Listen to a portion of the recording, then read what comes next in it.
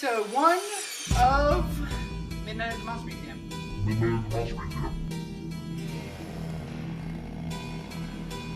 Ready? Action.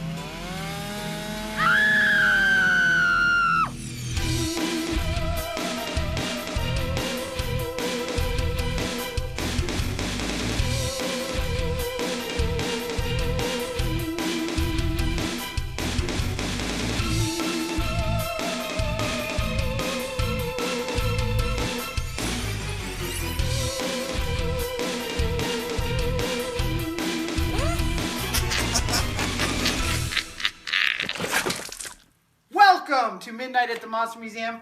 I'm Tom Devlin, this is Jeff, and we are here to entertain you guys with our tales of terror. Right? Is that good? Sure. Okay, cool. So, for you guys who don't know who we are, we run a place called Tom Devlin's Monster Museum. I'm Tom, and like I said, Jeff. And we have a place in a little sleepy town called Boulder City, where it's part wax museum, part art gallery. Basically, we entertain everything that has to do with rubber monsters, from Ninja Turtles to Freddy Krueger. And it's really a blast. What we're going to do here at this podcast / show is let you guys know what's going on with us weekly. You know, when we have upcoming things, what we're doing, if we, our opinions on garbage, which... We got lots of them. Yeah, I'm pretty opinionated. Jeff's really opinionated, and we all love rubber monsters. We love anything that has, to do with cool sculptures, cool practical effects, and we'll even debate stuff that's not quite practical effects. So stick with us. This is going to be a fun journey. This is episode 1, and we're going to find our path here of we're going to go into the macabre and the not so macabre. So it should be pretty good.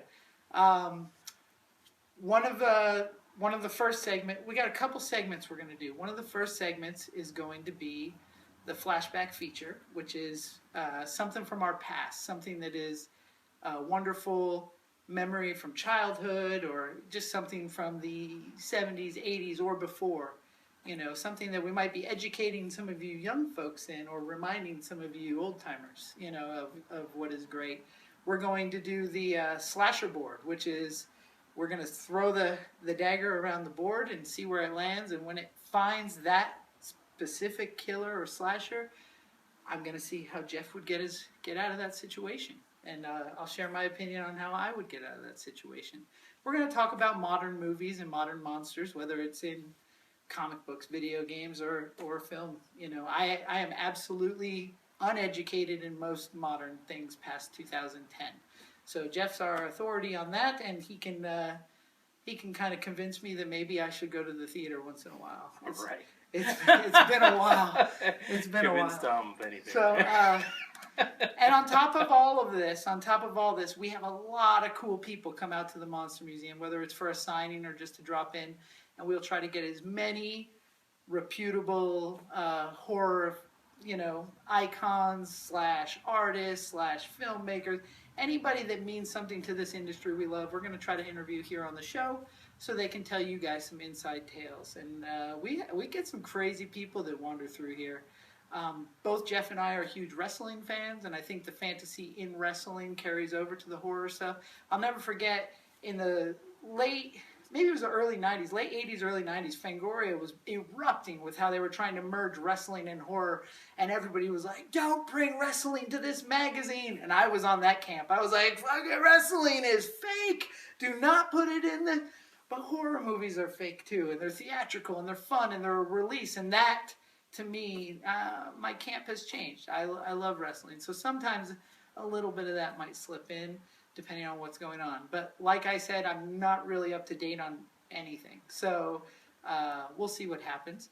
But and at the end of the day, as we build our following, we want to hear from you guys. We want to hear from the fans. And if you have questions, call-outs, whatever we can do, we want to include our fan base, much like we do at the museum. We want people to come. We want people to share in the enjoyment. And if you guys have requests or elements you think would be helpful for the show, we'd love to do it. We're going to do some giveaways. We're going to do some cool some cool prizes and stuff as we get going and as we build some sponsors. I think this could be a really cool journey. So let's jump right into it. We're going to do our flashback feature number 1.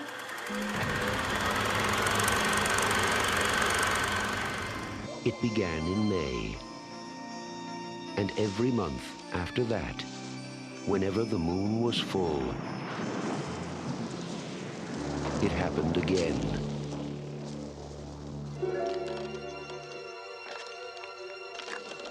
And again.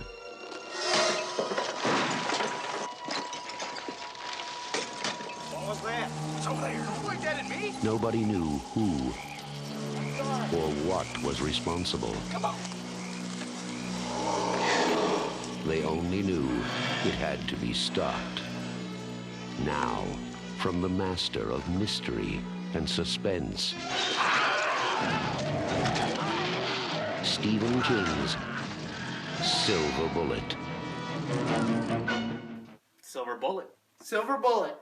Silver Bullet, 1985, the golden years. That's what I'm going to call it, the golden years. If my buddy Vince was here, he'd go, let it go, like that, because he loves the 80s and he loves horror films. But that one's for you, Vince. But 1985, we had Corey Haim, we had Gary Busey. It was an amazing romp of... A lot of recognizable faces, you know, those... A lot of actors were, you know, like, oh, I know that guy from that movie, even if you don't know their name. We had the stepfather was in there. Yeah. Terry O'Quinn. Terry O'Quinn. And the thing is with Silver Bullet, for me as a kid, I love motorcycles and dirt bikes in particular, if nobody knew that. And so being a kid that loved dirt bikes and a kid that loved monsters, when Gary Busey fashions this awesome motorized wheelchair for his... I don't really know why he was stuck in a chair. Why was Corey Haim stuck in a chair? That's the funny thing is because, like, I know Corey Haim's not actually handicapped, so, like, I was jealous of him having the wheelchair, even though I know, like, the character's handicapped, and I'm jealous of him having a It's one of those things, like, that chair was cooler than most anything. Like, I'll never forget the wet wagon from Radio Flyer and the wheelchair from Silver Bullet. Now, was there a reason why it was called the Silver Bullet, or just happened to be? I don't remember. I think that's just Stephen King being pretty on point with what this movie was about. Who's killing these folks? Must be a werewolf. Well, I got a Silver Bullet wheelchair, so I'm going to stop him single-handedly. And that's how I felt. I wanted to be Corey Haim. First of all, in life, I wanted to be one of the Coreys. I wanted to be the third Corey. I wish my name was Corey so I could tell people, oh, I'm the third Corey. I was just always off getting them stuff. Well, I find some odd similarities between the ending of this movie and the ending of your other favorite, Friday the 13th, with Corey Feldman. Oh, yeah, of course. Friday the 13th Part 4, the final chapter with Corey Feldman. The climaxes are oddly very similar. They are. In design. And you know what? I never would have compared those two movies, and I never would have realized they're both Corey solo movies, but both of those movies are equally as important to me. Right. And I love... So, the monster in Silver Bullet, which looks pretty rubbery, in the face anyway, doesn't have the movement that you see in American Werewolf or The Howling, but to me, that dog shape and the profile... It looks very much like a dog, yeah. Yeah, I mean, it looked... I had a German Shepherd, and I was like, that could be a werewolf, you know? That looked like a real werewolf. And the whole thing where, you know, you go to grade school, and they're like, trust the police, trust your churches, trust... You know, if you ever get the uh-oh feeling, go tell a priest or a police officer. And well, I mean, we know who made the creature and stuff, but a lot of people don't know what else he was famous for and stuff. I don't know. You know, Carlo Rambaldi.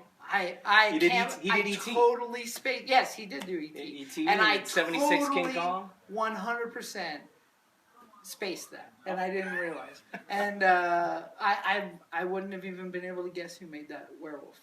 Yeah, that was one of his last words. I'm going to tell our viewers just this as episode 1. I usually know who made just about every rubber monster, and I'm a little bit ashamed that I love Silver Bullet. But this is one of those things. There's one other monster I can't tell you who made. I have no idea. But the reason why is it was so important to me as a kid that I thought it was real until I was like 16, was the Turoks from Ewoks Battle for Endor. I just never concerned myself with who made them because I thought they were real. And here's your turn. I don't know. Same thing I don't know either. Oh, I still don't know. And I've never concerned myself with who made the werewolf in Silver Bullet because in my mind, it was real. And being the aficionado that I claim to be, I'm a little bit embarrassed. It's having a Prosky moment there, huh? Yeah, a little bit. But we will call that the Prosky moment. We're never going to explain that. But from now on, if Tom doesn't know something or Tom is mistaken, it's the Prosky moment. But I'm going to get back to that chair in Silver Bullet. I wanted a motorized wheelchair so bad that I became kind of obsessed with them. And any time in my adult life that I could get my hands on like a jazzy scooter or something, I took it. I have 2 of them in the back of this room, and I'm not even kidding right now. I love motorized scooters. So it's and I call it, that's the Silver Bullet effect. And I also love kids. This is a callback to Monster Squad. I love kids that are like, I'm going to make a silver bullet. I'm just going to make a bullet. I'm going to shoot it out of a gun, and it's going to be made out of earrings or silverware or whatever. I think that that's probably the coolest thing ever is like, hey, I got to kill some werewolves. Where am I going to get the silver bullet? I'm going to make it. Well, little factoid, though.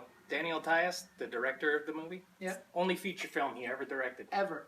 Is he a television director? Yes, very much so. It's all television throughout. I mean, you name it, he pretty much did it. He did MacGyver. He did some of your favorites. He did like Melrose Place and Beverly Hills 90210. He did 21 Jump Street. This guy's awesome. More recently, he did The Walking Dead, which segue there. The adult Jane, the narration of being adult Jane. Of course.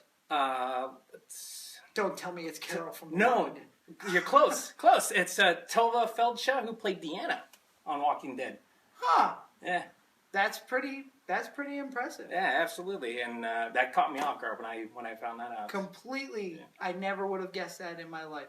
I love the overdub adult voice. It's that Wonder Years. It's Stand By Me. It's the Goldbergs. You know, you get that awesome. Well, I found that very unusual though because it's interesting to be sure, but there doesn't really seem to be a reason why she's narrating, and they don't even find out what really happened to Marty. Yeah, that's true. That's true. Hey, the Silver Bullet was originally a short story. Yeah, and it was it Graveyard Shift? It wasn't called Silver Bullet. What was the name of it? Was it in Graveyard Shift? I think it might have been Graveyard Shift or that. It was a short story. Yeah. I vaguely remember reading it.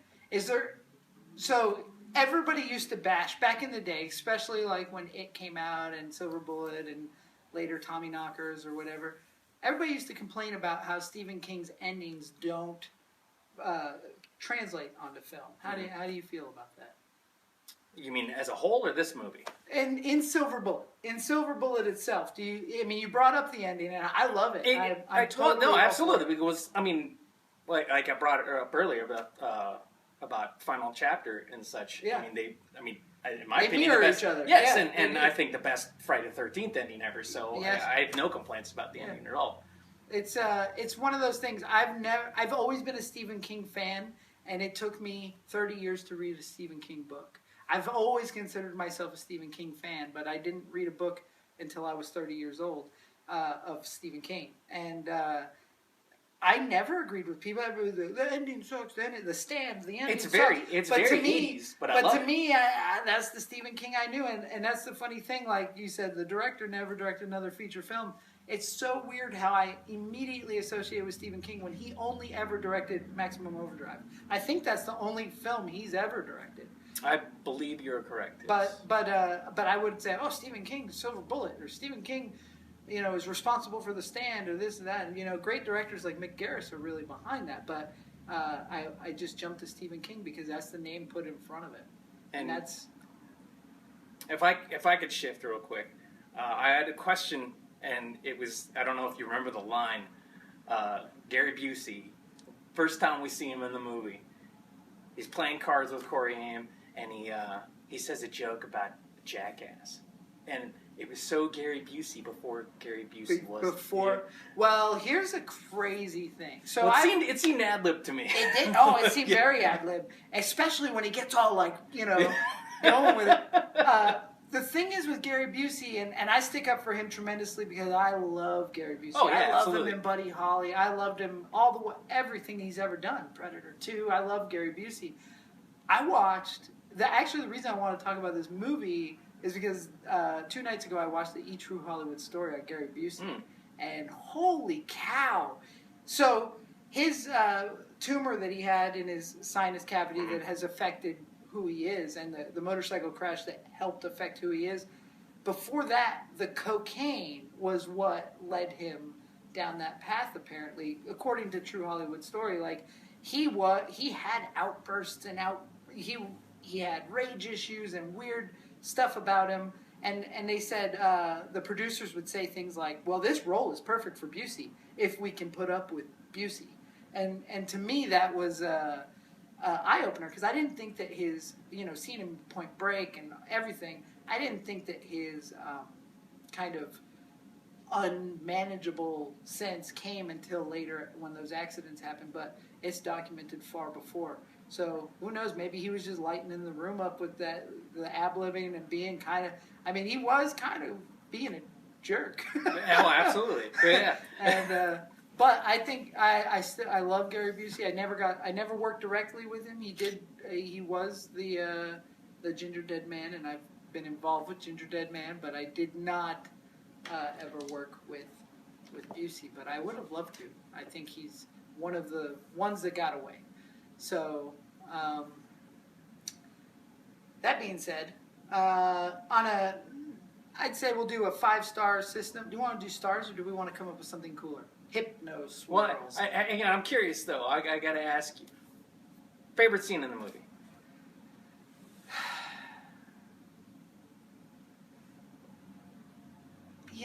I instantly think of when she falls in the mud, but that's not a fun scene. That's not a good scene, but it's something I would have done. The thing I got the biggest kick out of is they go to Corey Haim, and he's climbing in a tree. Yeah. How he got in the tree, I'm not really sure. He's climbing the tree. He's out there with his buddy.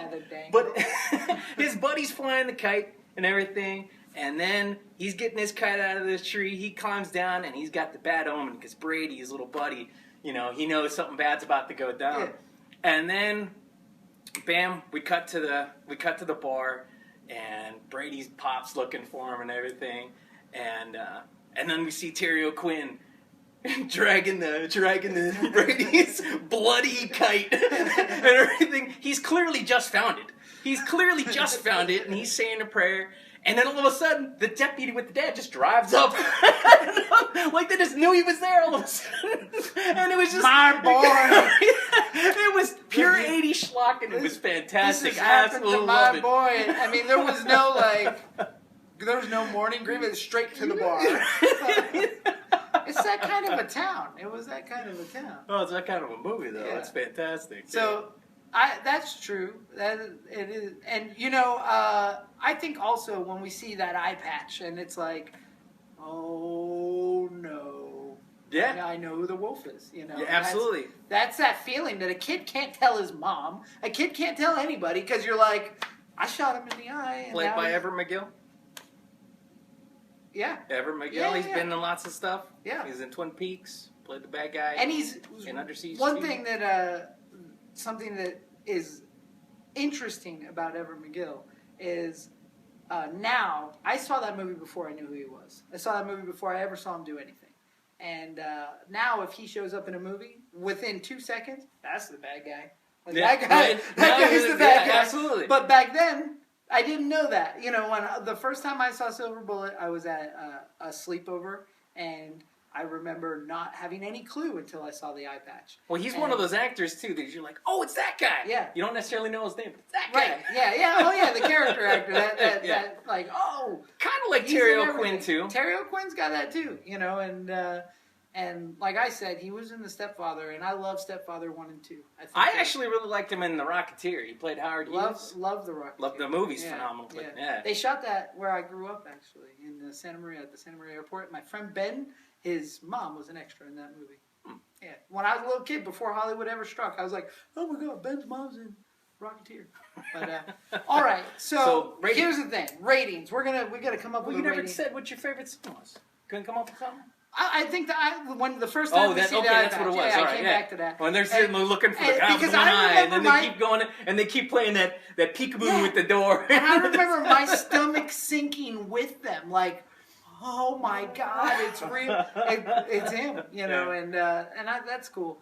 I don't remember ever having a guess of who it was. I thought it was like random werewolf number 2. Well, it's so funny because the red guy. herrings are so over the top, like the drunk guy. And so it's like it's so over the top. You know, it's not them because it's way too obvious and stuff. So why not the Reverend? And So I say for our ratings of this stuff, we're gonna use a Hypnoswirl. Will be our 1 out of 5. 1 out of 5 or 1 out of 10. 5. 1 out of 5 Hypnoswirls, so we can get like a woo, woo, woo, woo, woo. I give it a 6.5. You just said it for 5, and I know, but I love. You're breaking the system right when we make it. What are you doing? I love Silver Bullet. So, I mean, yeah, it was top out at 5, but... You're supposed to set up the system, and so then when we get to a movie that the system doesn't fit, then you go up there. I think it doesn't fit.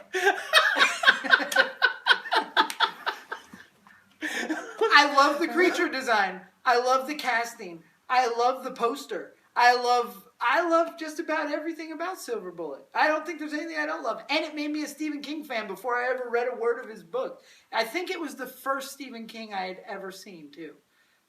So I was terrified just... Where's it rank in your favorite werewolves, though? Favorite werewolves?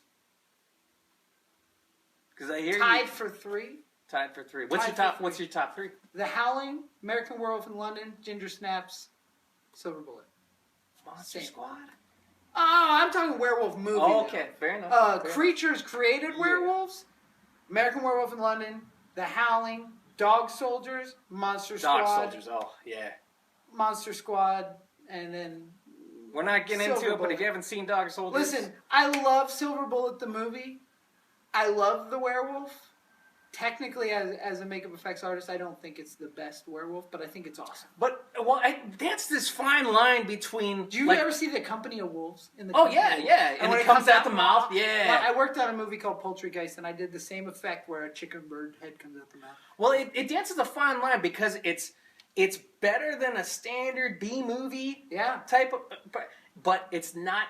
like way up there, it's got that like rubbery look, which is really cool, and it's like it's kind of an amalgam. Especially for like 5-year-old me, 6-year-old me, however I was when I saw Silver Bullet. It was so early in my memory. Actually, I was older than that. I had to be 8 years old if I saw it at where I did.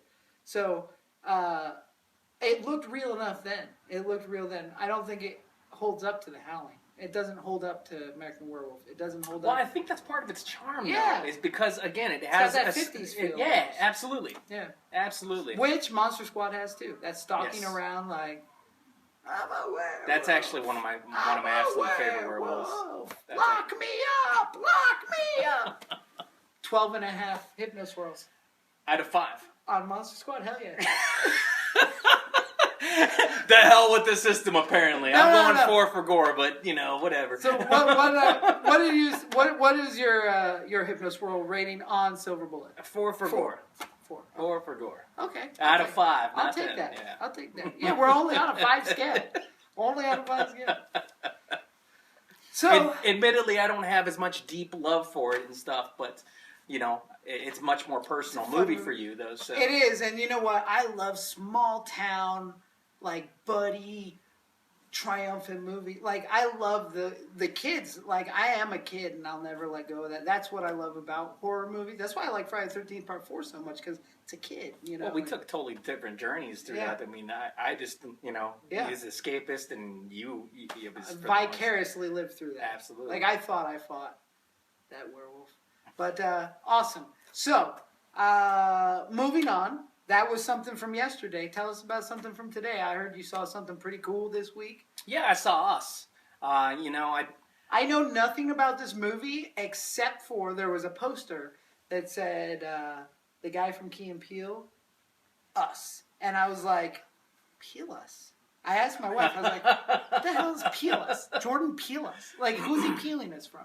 I didn't understand, and I get it, and the title of the movie's Us. Well, I know we've talked a lot about more modern type horror, and it's not really our cup of tea in general. Not always, but sometimes. Well, this is very much a throwback to like 70s type, like suspense type horror, where it's not, it's a lot, kind of like a psychological thing, and you don't really know what's going on, and some real crazy stuff's happening. You're just like, you're trying to put it together. And what can you compare it to when you say psychological? Because some people will go Jacob's Ladder. Some people will say, well, yeah, I don't want to spoil the movie, but it's just the kind of thing where it's like he's the number one spoiler. This guy is Captain I haven't Spoiler. spoiled anything for a long, long time. Oh, Captain Kirk's the Captain Spoiler, remember? Captain Kirk's another spoiler. Inside thing. Yeah. Well, but essentially, it's the kind of thing that even after you figure out what's going on, even after they've explained pretty much all there is, there's still not an actual rhyme or reason where everything doesn't totally add up, and there's still questions to be, and you don't need them answered. Okay. But basically, the general premise of the movie, and this is not spoiling it really, is it would appear that for the main character of the movie, who suffered a childhood trauma, met her doppelganger. Like, so everybody's got one. That's what it turns out to be, and it's just fascinating. Is there a big bad in the movie, or is it the like a psychic thing, or what is the? Arguably, there is no bad. Okay. Arguably. So it's like, and I mean, are we talking interdimensional, or is it like this normal plane? As if I ran into a guy that looked just like me. You know what? I was at a party the other day. This is a true story. A dude comes up to me, goes, "Anybody ever tell you look like Christian Bale?" And I said, "You? No. Are you kidding?" And he goes, "No, not like the Machinist, but when he's a little thicker." And I was like, I can't can't even like anybody tell you that. No, okay, well I'm not surprised. Can't even fathom how somebody would say that. I said, "No, there's some other names I get, but definitely not Christian." Somebody Bale. once said I look like Benicio del Toro, and yeah, I don't see it. Yeah, no. Yeah. But, anyway. I don't know why. Oh, doppelgangers. That's why. Yeah. Oh, and I love doppelgangers. So, admittedly, I'm a bit biased as it is because I'm drawn to. It was like Reverse Flash. Well, it's a very interesting premise, and it's very fascinating. Remember the fake Diesel? Remember when there was Diesel and fake Diesel? That's Kane, dude. Yeah, no. It was Kane. Doppelganger. I highly recommend you check it out, though, because even though, we ended up going to see Turtles, too, because we aren't into modern-day horror. Right, that's the thing. So a lot, just for those of you who don't know, I love monsters, but I love practical rubber, chunky monsters. I don't really love CGI. I don't play video games, so I don't connect to two-dimensional 3D art. It doesn't do anything for me. I need to see the passion, the sculpt, the movement. And I don't mind when it's augmented with CG, but I have a real hard time with just like a... Well, this is definitely not one of those kind of movies. There's no... the only practical effects at all is like blood and wounds and stuff like that. But absolutely fantastic performances. Napita Luongo, she plays, two roles, distinctly different roles, even though they're based on the same person. Okay. Very scary, but a lot of dark humor as well. And so I highly suggest anybody out there going to check it out. I think you will dig it. Yeah. Would you call it a horror film or a thriller? It's definitely more thriller than horror. Okay. I'll wait for video, but I will watch it. I think you'll love it, honestly. Yeah. Awesome. So, do we rate that? Do we rate when you've seen a movie and I haven't? I don't think that's fair. Well, I think I could rate it that way. People can get a general idea. Okay, but it's not a hypno-swirl. It's a star. We'll just give this a star. How many stars? We'll go 4 out of 5 as well. I had a really good time. 4 out of 5. Yeah, really good time. It definitely left me guessing for a little bit, and me not being an edge of the seat kind of guy, I was about as close to being on the edge of my seat as I could be. Okay. And real quick, before we're gonna wrap this up here pretty soon, but let's just talk about that last episode of Walking Dead. Now, here's the thing. I was laid into the game on Walking Dead. I didn't want to watch Walking Dead because 5 years I said, all of these kids that love zombies, I love zombies my whole life. I loved them. And now all these cool guys like zombies. I'm not watching Walking Dead. I get a kick out of those things because, like, I try to talk to you and you're like, you won't want to hear nothing. Then when you give it a chance, But I'll tell you what. I started watching Walking Dead, and I became obsessed with it, and I love it, and it's great storytelling. And I know it's changed hands and creativity, and you know, we've lost some great people involved, and this and that. Did you hear Andrew Lincoln regrets leaving? I did not hear that. He just came out and said that he regretted leaving. I stuck with it through the whole time, and even when there's naysayers, I'm the one going, yeah, the show's awesome. The show's awesome. They're like, oh, I fizzled out in season 4. I'm like, well, you've missed out. It did lose a little bit of steam the last couple of seasons. It comes up and down. I think it's had a resurgence. I'll tell you, I got real bored at one point, and I wish that our whole camp of familiar crew members got slaughtered off, and we just went with Negan to L.A. or Baltimore. It's kind of going that way, though. But now with these new episodes, I'm like, all those people that say, oh, I fizzled out in season 4 or 5, turn the show on, man. Don't even catch up. Just start now. And the new season kind of was like a refresher. Like, I mean, they did a time jump, and a lot of people gave shit about that. Like, oh, they're just jumping in time. They're trying to save a dead horse. Well, guess what? The dead horse is a fucking zombie, and it's walking strong right now. Angela Kang, she took over as the showrunner, and with it is. I applaud you, Angela. Yeah, brought in a new creative energy, and that's what Andrew Lincoln said is that. He sees the creative energy back in the show, and he regrets leaving now because even though he knew it was going to happen, just the way it's being written and the way it's being portrayed, spoilers right now. The head's on a pike, 17 hypno swirls. Yeah, it was good. So anyway, all right, time for this segment that I call Slash and Dash. I just made that up. Anyway, so we've got the board. We're going to spin the dagger, and wherever it lands, you have to tell me, would you survive, could you survive, and how you're going to survive. Die. Well, maybe. Oh, you got to spin first. Yeah, let's see who your villain is.